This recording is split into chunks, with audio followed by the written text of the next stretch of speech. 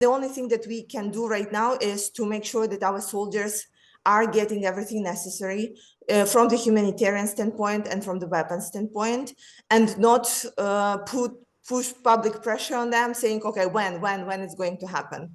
It's going to happen when it's going to happen. French President Emmanuel Macron has called on China to help stop Russia's war in Ukraine. He's been meeting President Xi in Beijing. The response from Moscow has not been positive, though, saying there are no prospects for a peaceful settlement yet. We can speak to Kira Rudik, who is the Ukrainian MP and leader of the Holos Party. Good morning. Good morning, Chloe. Thank you so much for having me. Thank you. I mean, let's talk first of all about this meeting between President Macron and President Xi. Do you think that anything positive can come out of that for Ukraine? We know that Macron has apparently been having very frank conversations with President Xi. Well, let's make it clear that the whole world is trying to make sure that China remains neutral. And I will say neutral if it's possible in this situation. So at least would not be supplying Russia with heavy weapons. We know that there are evidence of them supplying Russia with particular parts for weapons manufacturing and also allowing them to overpass some sanctions. But right now, the goal for all the diplomats right now to make sure that they just remain at the position as of right now. I do not think that it is possible. I think if we look back a year from now, it was the same strategy that leaders of the free world were using with Putin, hoping that the talks and the agreements could stop him from invading Ukraine. It did not work. And right now, I do not see what is the facts from the past that make everybody think that it's possible to talk to Xi and he will change his strategy. I think they will be supporting Russia to make sure they would not lose the war. And it is pretty critical right now because that could actually drag it into years and years on.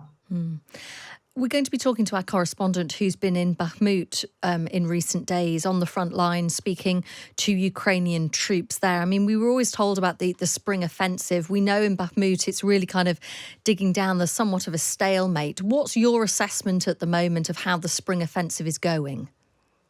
So we are only allowed to speak about it in very general terms. There are three main points that influence the time of the spring counteroffensive.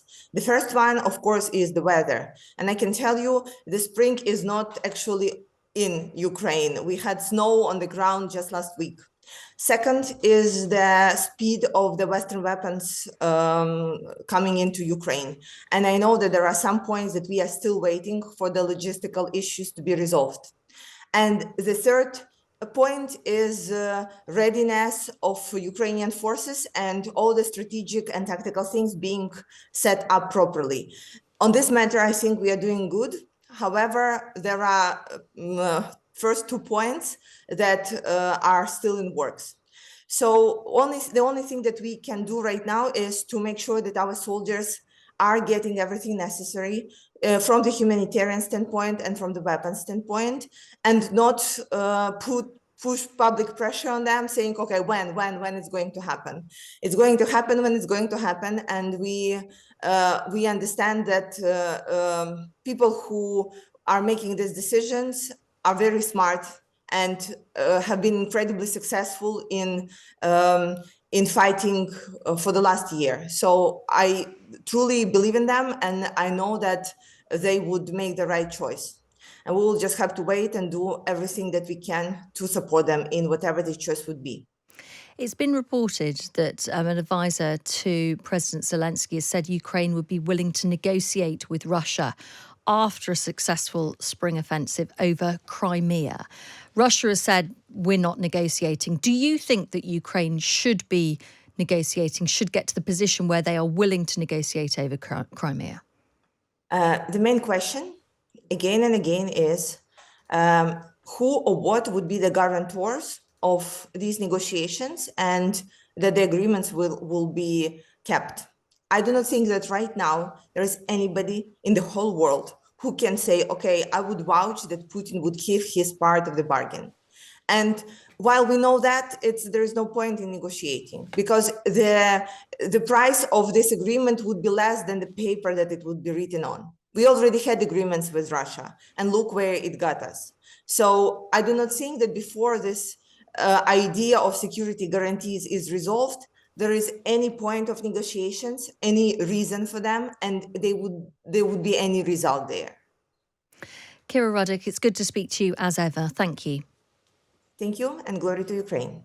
Kira Rudik there, who is a Ukrainian MP and leader of the Holos Party. Thank you so much for watching. You get extra points for making it all the way to the end of the video. And if you want to see more from me, Chloe and Callum, you can join us every Friday to Sunday on Times Radio from 6 a.m.